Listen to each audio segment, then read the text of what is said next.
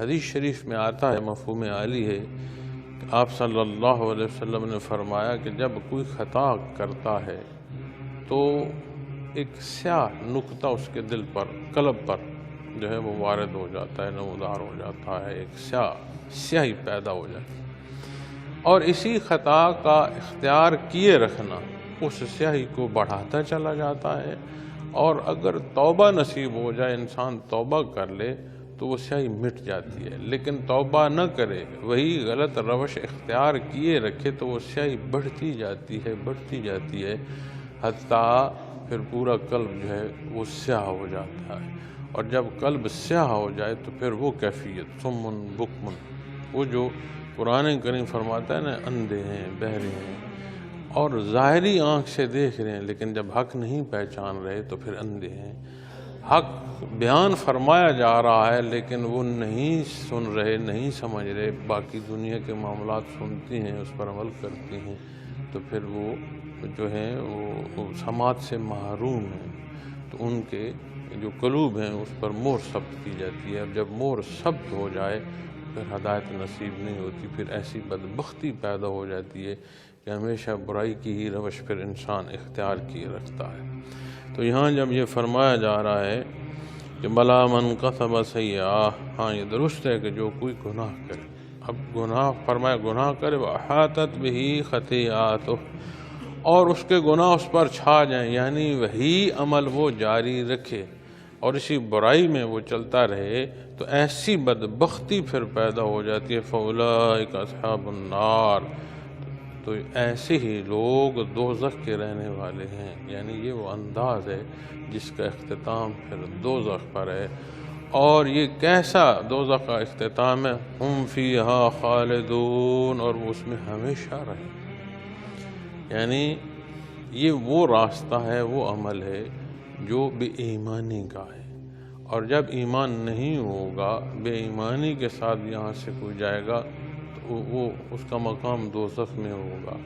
اور وہاں جو رہائش ہے اس کی ہمیشہ ہوگی، چونکہ وہ ایمان کے ساتھ دار دنیا سے نہیں گیا۔ تو اس سارے میں یہ بنیاد جو نوری ایمان ہے، اب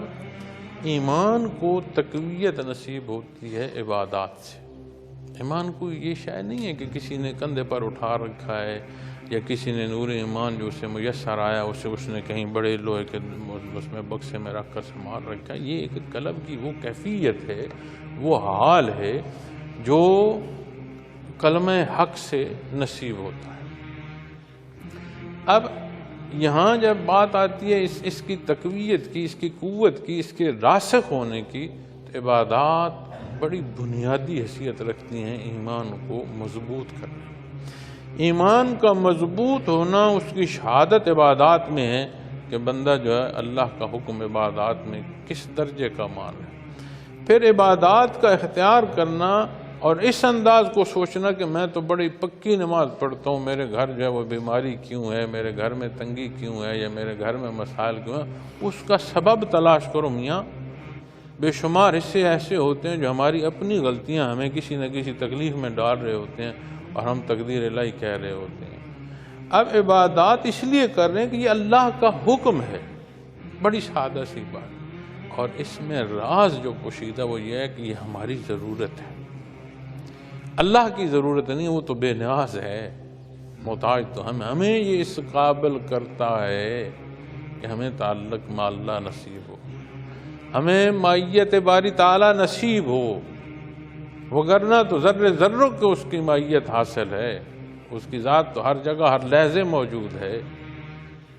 نہ محسوس ہونا اندھا پن ہے، اور یہ اندھا پن کیوں ہے؟ بے عملی کے نتیجے میں۔ تو جب عبادات معزز سامعین کرام نصیب ہوں اور انہیں شرف قبولیت نصیب ہو،